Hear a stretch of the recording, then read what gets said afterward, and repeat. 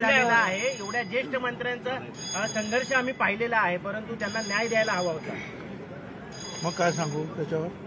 Sir Jarange पाटलांना तुम्ही अंगावरती घेतलं संपूर्ण अशा परिस्थितीमध्ये, परंतु तुम्हाला मंत्रिपदापासून हुलकावणी दिलेली आहे। त्याचं बक्षीस मिळालं ना। तुम्ही मान्य करता जे बोलणार तेच मी माझं तोंड तुम्हीच मला जे काय बोलायचं बोलत चला।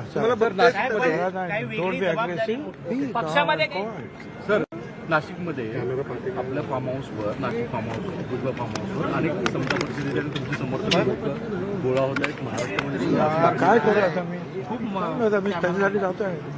मी निघालो नाशिकलाच निघालो। सर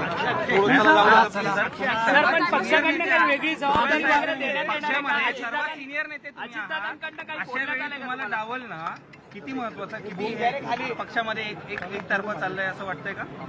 अरे मी काय एक सामान्य कार्यकर्ता, मला डावललं काय फेकलं काय काय फरक पडतो? काल संध्याकाळपासून बोलणं झालंय कारण का मंत्रिपद मिळत नाहीये, पुढची भूमिका काय असणार छगन भुजबळांची? असं मंत्रिपद किती वेळा आलं आणि किती वेळा गेलं? छगन भुजबळ काही संपलं नाही ना। पटेल सुनील तटकरे यांच्या कोणाशी तुमचं बोलणं झालंय? त्यांनी डावललं त्यांना विचारायला पाहिजे ना। पुढे भूमिका त्यांनी फोन करून आपली काही भूमिका व्यक्त केली की नाही पक्षातल्या वरिष्ठांनी तिघांनी? त्यांना विचारा ना तो प्रश्न। पण सर पण आता पक्षाच्या बॅनरवरती पण तुमचे फोटो दिसत नाहीये, तिन्ही प्रमुख नेत्यांचे फक्त फोटो दिसत आहेत।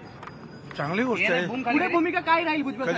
कधी कधी जागा नसते बॅनरवर। चला चला